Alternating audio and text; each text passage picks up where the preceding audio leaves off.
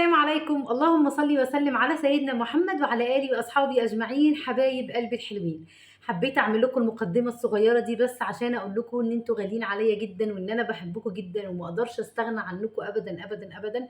أنا عارفة إن ناس كتيرة جدا زعلت إن أنا سبت القناة القديمة وبعتها، بس يا بنات بصوا، يعني كل حاجة بتحصل أكيد ليها ظرف. أكيد أنا ما بعتش القناة وفرطت فيها بعد 3 سنين شقة وتعب، وفيها ذكريات وفيها صور لولادي وفيها ذكريات ليا انا واهلي وفيها حاجات كتيره جدا.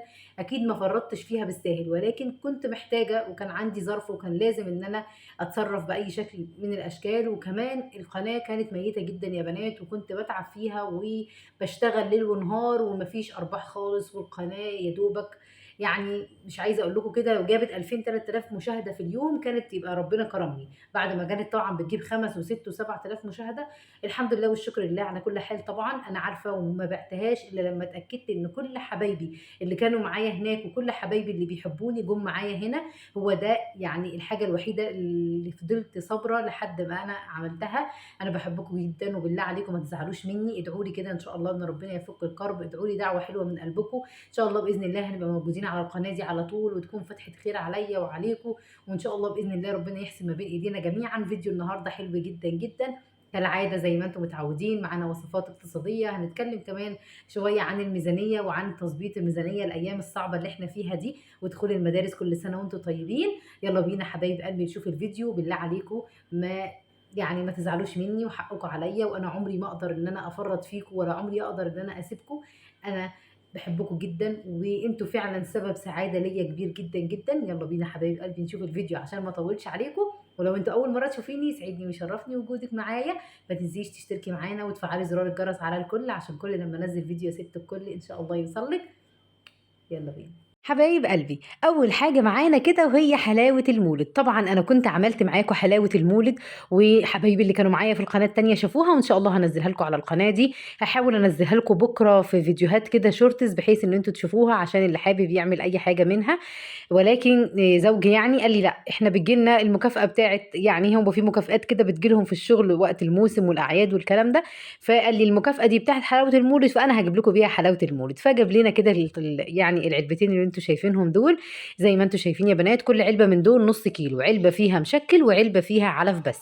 العلب يعني الاسعار بتاعتها، المشكل دي ب75 والعلف ب65، او العكس انا مش عارفه يعني، بس المهم ان الكيلو منها من 140 و150 تقريبا. العلف هو اللي هيبقى ب 140 والمشكل هو اللي هيبقى ب 150. فجيداء بنتي كده بتوريه لكم. كل سنه وكلكم طيبين، وكل سنه وكلكم متجمعين مع حبايبكم، وكل سنه وكلكم فرحانين حبايب قلبي، وربنا يسعد قلوبكم زي ما بتسعدوني. امين يا رب العالمين. ما تنسيش تحطي لي لايك يا ست الكل عشان نرفع القناه دي. انا عارفه ان انتوا دعمكم ليا هو اللي هيفرق معايا جدا، وعارفه ان اي منشئ محتوى او اي يوتيوبر سبب نجاحه الرئيسي هو المشاهدين بتوعه، وانا بحب مشاهديني وبحترمهم جدا جدا، ومستنيه ان شاء الله منهم ان هم كمان يدعموني. المهم انا وانا راجعه من الشغل يا ست الكل لقيت عربيه بتنادي الجوافه الكيلو ب 10 جنيه. اه والله زي ما بقول لكم كده، ما كانش معايا في الشنطه غير 20 جنيه تقريبا او 25 جنيه بعد ما كنت اشتريت البانيه. المهم يعني نزلت قلت له طب، يعني قعدت انقي كده فطلعت دول، قلت له وزنهم لي، قال لي دول كيلو ونص ب 15 جنيه. فاخدت الكيلو ونص دول علشان دلوقتي هتشوفوا هنعمل فيهم ايه. وجبت كمان نص كيلو من البانيه، ونص كيلو البانيه ده يا بنات كان ب 90 جنيه. كيلو البانيه النهارده عندنا في مطروح ب 180 جنيه. طبعا هو سعره غالي. الفراخ هنا ب 75، فان شاء الله باذن الله انا هشتري فراخ وهنبتدي ان احنا نظبطها مع بعض كده، بحيث ان احنا نعملها ان شاء الله باذن الله كده للشهر. محتاجين نعمل شويه تجهيزات عشان المدرسه. كل سنه وانتم طيبين ان شاء الله باذن الله. اللي جاي احسن، اللي جاي احسن. خلي دايما عندكم تفاؤل بالله، اللي يتفائل بالخير هيجده. فان شاء الله باذن الله اللي جاي هيكون احسن وافضل. المهم قلت بقى ان انا اعمل يعني اغسل الجوافه معاكم واغسل كمان البانيه. انا البانيه يا بنات ما بغسلهوش غير بس بشويه ملح وليمون. والجوافه بنقعها بميه الاول، اشطفها وبعد كده احط لها ميه بليمون او ميه بخل، واسيبها كده لحد ما تاخد لها 10 دقايق، وبعد كده نغسلها. هنشوف هنعمل فيها ايه. خلطه البانيه بتاعتي اللي انا يعني ما بغيرهاش وبعملها بالطريقه دي على طول وبيبقى طعمها حلو قوي. ربع كوبايه من اللبن، عليها اي بهارات موجوده عندك، مع شويه بصل بودره وتوم بودره. لو ما عندكيش بصل بودره وتوم بودره تقدري حضرتك تحطي فصين من التوم العادي. والبصل انا ما باحطش بصل لو ما عنديش، لو عندي مثلًا مَيّة بصل في الفريزر شايلاها مثلًا مكان تتبيلة والّا حاجة، باطلّع منها شوية، غير كده باعملها بالطريقة دي وبتبقى حلوة أوي معايا. التوابل اللي أنا حطيتها كزبرة، شوية صغيرين خالص من الكمون، وشوية فلفل أسمر، بس على كده. المهم أنا هاخد يعني 7 قطع من البانيه أو 8 قطع على حسب، بس أنا هنا هاخد 7 قطع كبار، وهاسيب ال3، 4 قطع الصغيرين اللي أنتم شايفينهم دول. طب ال3، 4 قطع دول يا دودي هنعمل فيهم إيه؟ يا إما باشيلهم يا بنات وكل مرة باجيب فيهم بانيه باشيل منه شوية، وباجي في مرة كده أبُص ألاقي عندي مرة كاملة، يعني بعد مرتين كده بالاقي عندي مرة تالتة زيادة، أو هاعمل بيهم اللانشون إن شاء الله عشان وصفات اللانش بوكس للمدرسة، فهابقى محتاجة إن يبقى موجود عندي بانيه في الفريزر، فأطلّع مثلًا الشوية دول كل أول أسبوع وابتدي إن أنا أعملهم. مش كل أسبوع باجيب بانيه، ولكن أنا هاعمل معاكم يعني إن شاء الله بإذن الله ميزانية حلوة أوي للحوم، علشان اللي حابة تاخدها وتمشي عليها إن شاء الله أثناء الشهر تنفع معاها جدًا. فشِلت ال3 شرايح دول زي ما أنتم شايفين كده يا بنات في الفريزر، وعملت الباقي وتبِّلته وهاسيبه إن شاء الله لتاني يوم لمّا أرجع من الشغل مثلًا، أو مثلًا أحطه في الفريزر في أي يوم جاية مستعجلة أو حاجة، عندنا دروس يبقى عندنا الحاجة بتاعتنا جاهزة في الفريزر. دلوقتي الجوافة، كتير منكم سألوني عن تفريز الجوافة، إزاي بتفرّزي الجوافة يا دودي وتفضل بيضة لحد يعني زي ما بيقولوا كده من السنة للسنة. أنا يا بنات بابتدي زي ما أنتم شايفين أجيب الجوافة واغسلها واسيبها تتصفى، وبعد كده بابتدي إن أنا أقطّعها كده مكعبات. أنا ما باشيلش منها البذر، في ناس بيشيلوا البذر، بس أنا يا بنات باحس إن تُقل الجوافة أو تُقل عصير الجوافة بيبقى في البذر بتاعها. طبعًا ما فيش مشكلة إن إحنا نشيل الجوافة بالبذر وبعد كده نضربها ونصفّيها بتبقى زي الفل معانا. جِبت بقى هنا نُص ليمونة وابتديت إن أنا أعصرها فوق الجوافة، كل 5، 6، 10 جوافات على حسب عدد أفراد أسرتِك. أنا بالنسبة لي باحط 7 جوافات في كل كيسة لو جوافة صغيرة، لو الجوافة كبيرة هم 3 جوافات في كل كيسة وبيبقى الموضوع حلو وزي الفل. ودي جوافة بناتي زي ما أنتم شايفين، عملت منها كيسين شِلتهم في الفريزر، والباقي هاخلّيه كده ولادي ينقنقوا فيه كده وإحنا قاعدين، والحمد لله والشكر لله على كده. خلّي بالكم أنا معظم تفريزاتي طول السنة بتبقى عبارة عن كده، إن أنا باجيب حاجة، كل حاجة باجيبها باشيل منها كيسة أو كيستين في الفريزر، بينفعوني لوقت زنقة، بينفعوني في أسبوع معييش فلوس مثلًا، أو عندي ظرف مثلًا ومش هاقدر أجيب لولادي فاكهة، أطلّع لهم عصير من الفريزر وأعمله. المهم يا ست الكل تعالي ندخل بقى على الزيتون.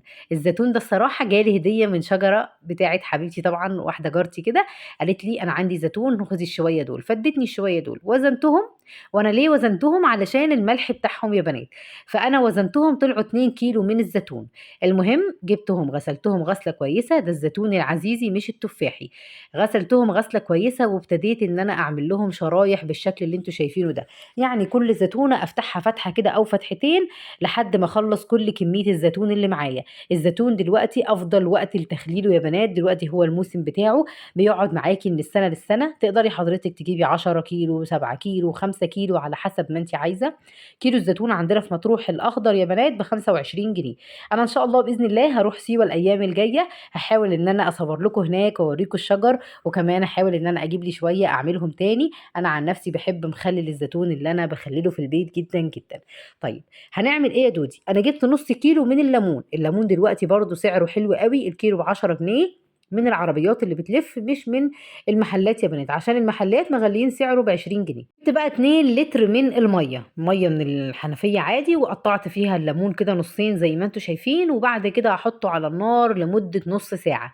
طب ليه هنحطه على النار لمدة نُص ساعة؟ علشان أنا عايزة الليمون أو الانصاص الليمون دي تطلّع كل البهاريز بتاعتها في المَيّة بتاعتنا، عشان أنا باخلّل الزيتون بمَيّة الليمون. حلوة باخلّل الزيتون بمَيّة الليمون، بس دي أفرَز طريقة هتعمليها.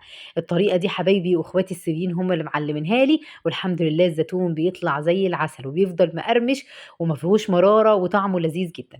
بالنسبة للزيتون اللي أنا شقّقته يا بنات، أنا يعني شقّقته هنا كان يوم الجمعة، لمّا أنتم شُفتوني كنت مشقّقاه، يوم الجمعة حطيته في المَيّة، فضلت أغيّر عليه كل 3، 4 ساعات، كل ما أخش المطبخ كده مرّة الصبح ومرّة بالليل، المهم غيّرت عليه حوالي 5، 6 مرات المَيّة، من الجمعة الصبح للسبت بالليل. بعد كده كل ما بتغيّري المَيّة كل ما المرارة بتاعة الزيتون بتقل، كل ما بنغيّر المَيّة كل ما مرارة الزيتون بتقل. المهم إن أنا خلاص كده كنا السبت بالليل يعتبر غيّرت عليه حوالي 5، 6 مرات، جِبت بقى البرطمان بتاعي، برطمان يكون نضيف أنتِ غاسلاه غسلة كويسة، ويا حبذا لو تغسليه بشوية خل كده ومَيّة وتشطفيه شطفة محترمة عشان ما يبقاش فيه أي شوائب أو أي حاجة تبوّظ المخلل بتاعِك.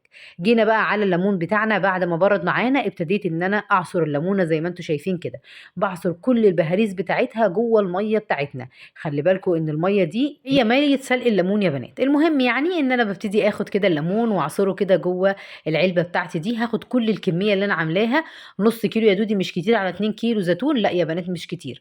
نص كيلو من الليمون حلو قوي. ممكن تقدري تبشري جزر، تقدري حضرتك تحطي حبه البركه، ولكن انا بفضل ان انا اخلله كده على ابوه كده زي ما بيقولوا من غير اي اضافات.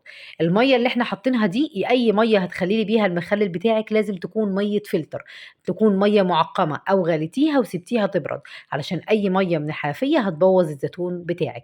طب تعالوا اقول لكم على العقد المظبوط للملح. الملح يا بنات انا بحط كل كيلو من الزيتون بياخد 3 معالق كبار مليانين من الملح. كل كيلو من الزيتون بياخد 3 معالق كبار مليانين من الملح. الميه بتاعتنا دي انا حطيت فيها 7 معالق من الملح، دول 2 كيلو من الزيتون. 7 معالق من الملح على 2 لتر من الميه.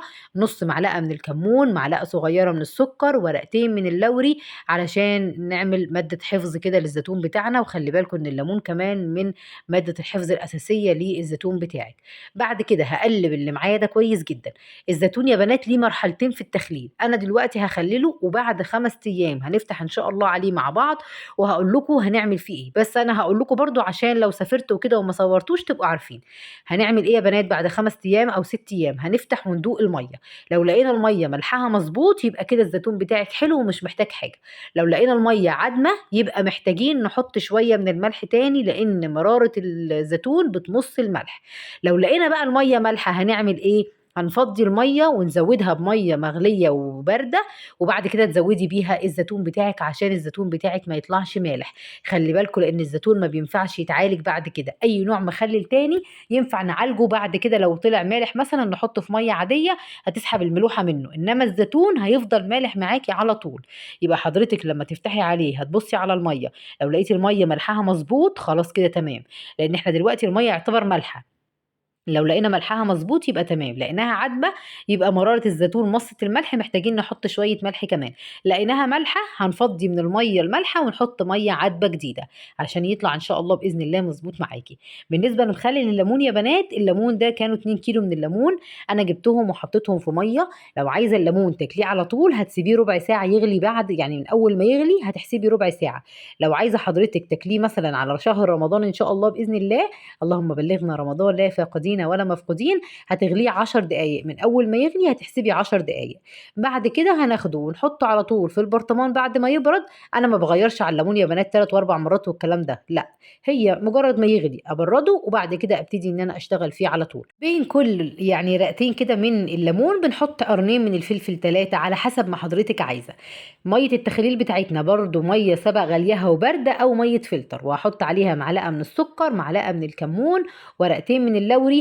وكل كيلو من الليمون هياخد 5 معالق من الملح. 5 معالق من الملح يا بنات لكل كيلو من الليمون. طب ليه يا دودي الليمون حطاله ملح اكتر من الزيتون؟ عشان زي ما قلت لكم الليمون نقدر نعالجه، انما الزيتون ما اقدرش ان انا اعالجه. وخلي بالكم برضو ما تقلليش ملح الزيتون علشان ما يبقاش يعني يتهرى معاكي، لا احنا عايزين الملح المظبوط اللي تدوقي الميه تلاقيها مالحه شويه كده على بقك، لكن مش مالحه قوي، ده في الزيتون. انما في الليمون بتبقى مالحه قوي. حطيت الميه بتاعتي ولقيت كده فراغ على وش البرطمان، هعمل ايه؟ هحط له شويه من الزيت، وبعد كده هنبتدي نعمل تقل بالكيسه كده زي ما انتم شايفين. كيسه كده تحطي فيها شويه ميه وتقلي بيها فوق الزيتون او فوق الليمون بتاعك علشان ما يعومش كده على الوش ويعمل ريم ويبوظ معاكي.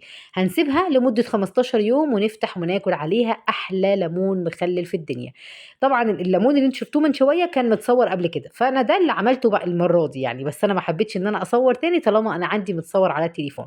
زي ما انتوا شايفين كده يا بنات، ده الليمون بتاعنا، وان شاء الله كل المراحل بتاعتنا هوريها لكم ايه اللي هيحصل فيها. وده الزيتون، وباذن الله يطلع معاكي حلو زي الفل وتعمليه.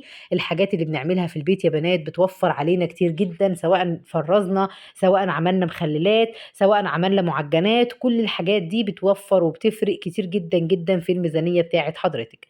العشاء هنا النهارده كنت يعني ده كان العشاء، كنت هعمل لاولادي ايه، جبت لهم نص كيلو من الكبده ده كبده مستورده يا بنات، النص كيلو منها عامل 65 جنيه، كيلو الكبده المستورده ب 130 جنيه. حطيت الكبده كده على النار، وبعد كده حطيت عليها قرون الفلفل اللي هي مش حاميه طبعا عشان الولاد، وحطينا عليها معلقتين كده من الثوم، وهبتدي ان انا اقلبها. الكبده ما بتاخدش وقت خالص، بتستوى معاكي على طول. شويه كزبره، شويه فلفل اسمر، وشويه من الملح، شويه من بهارات اللحمه، وخلاص على كده جاهزه الكبده بتاعتنا. طبعا الكبده بنعمل جنبها ايه؟ حمرنا جنبها شويه بطاطس، بس البطاطس طبعا اللي موجوده دلوقتي يا بنات مش تحمير خالص خالص خالص. انا بالنسبه لي البطاطس البومفريت هي اللي احسن الوقت ده بالذات من السنه. جيت بقى هنا هاعمل لهم العيش الفينو اللي كنت عاملاه معاكم في يعني الفيديو اللي قبل اللي فات. حلو قوي يا بنات، شايفين العيش فينو هش ازاي ولذيذ؟ وخلي بالكم ده بات في الفريزر وطلعته، حطيته في الميكروويف سخنته. العيش ما شاء الله ولا حول ولا قوة الا بالله، هش جدا وحلو جدا. طبعا العشاء بتاعنا كان سريع كده وخفيف، الحمد لله والشكر لله. اللهم بارك لنا فيما رزقتنا وزدنا خيرا منه، ودمها نعمة واحفظها من الزوال، امين يا رب العالمين. الليمون المخلل ده اللي انتوا شفتوه في الفيديو، يعني اللي انتوا شفتوه في الفيديو بس مش التاني الاولاني، هو ده الليمون المخلل بتاعنا. الحمد لله والشكر لله على كل حال، الحمد لله على وجودكم في حياتي، الحمد لله على نعمة الصحة ونعمة الستر، ونعمة دايما ان احنا راضيين. دي اهم نعمة في الدنيا، انك ترضي باللي ربنا كتبهولك، هتكوني اغنى الناس ان شاء الله باذن الله. ما تنسوش تحطي لايك حبايب قلبي، اسيبكم في رعاية الله وحفظه، مع السلامة.